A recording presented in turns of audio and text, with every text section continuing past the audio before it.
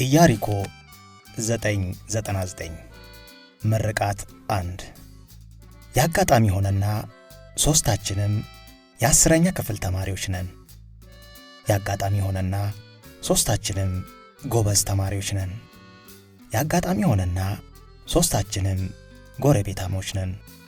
ያጋጣሚ ሆነና እኔና ጆኒ ከጓደኝነት ባለፈ ቤተሰብ ነን። ያጋጣሚ ሆነና የምንማረውም አንድ ክፍል ውስጥ ነው። ያጋጣሚ ሆነና ሁለታችንም የመካከለኛ ቤተሰብ ልጆች ነን። ያጋጣሚ ሆነና ሁለታችንም ያፈቀርናት የሰፈራችንን የሀብታም ልጅ ነበር። በእርግጥ ትምህርትና ፍቅር አይንና ናጫ ቢሆንም በቃ ሲያንቀለቅለን መክሊትን በጣምራ ከጀልናት፣ አፈቀርናት። ያጋጣሚ ሆነና መክሊት የምትማረው ሀብታም ትምህርት ቤት ውስጥ ነው።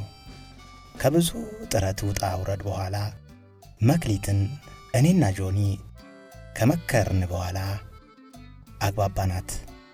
ነገር ግን ያጋጣሚ ሆነና መክሊት ሁለታችንንም ሳይሆን የሁለታችንን ወሬና ቱልቱላ አፈቀረች።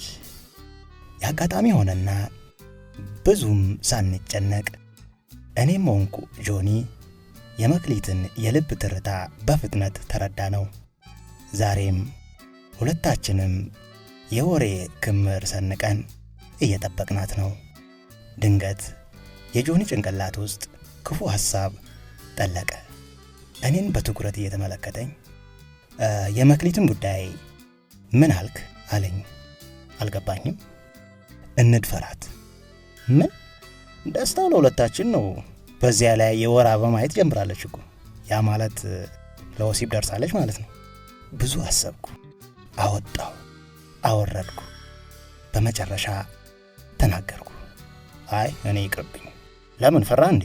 ፈርቼ ሳይሆን ጸጸት ይሆንብናል ብዬ ነው። ጸጸት ነው ትርፋችን። እሺ ሌላ ሐሳብ ላምጣ።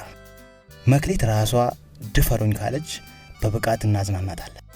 እሺ። የመክሊት ጨዋታ በዚህ ላይ ተዘጋ። የምናወራው ሌላ ርዕስ ስላልነበረን ስለ ትምህርት ቤት ማውራት ያዝን።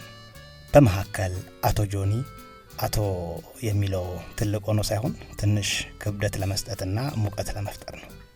የምስራች አለኝ። ምስር ብላ አልኩት። ተመልከት አለኝ። ቀና ስል መክሊት ነጭ በነጭ አርጋ ሰበር ሰካ እያለች ወደኛ መጣች። ሁለታችንንም ግጥም አርጋ ሳመችን።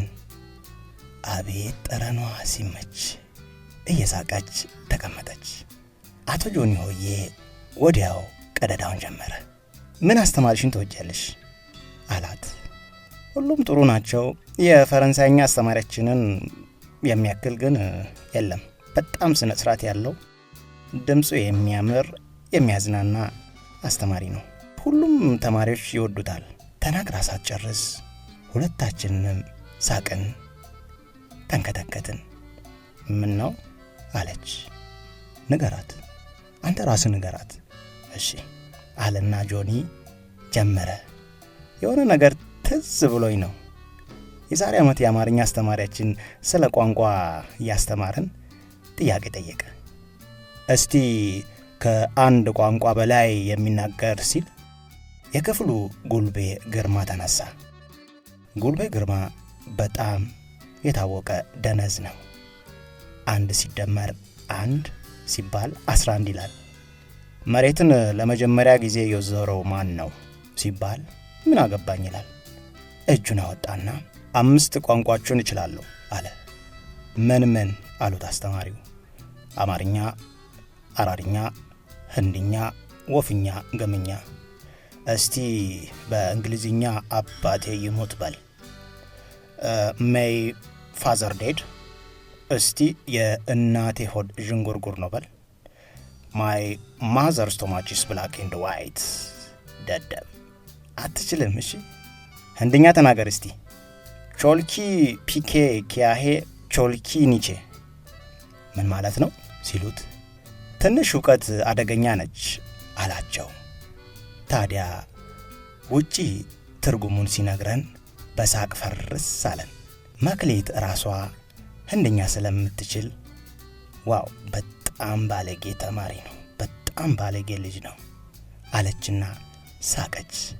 የቃሉ ፍቺ ከእምብርትሽ በታች ያለውን ያቺን ጣፋጭ ነገር ስጭኝ እንደማለት ነበር። እስከ ዛሬ ግን የአማርኛ አስተማሪያችን አልነቁም።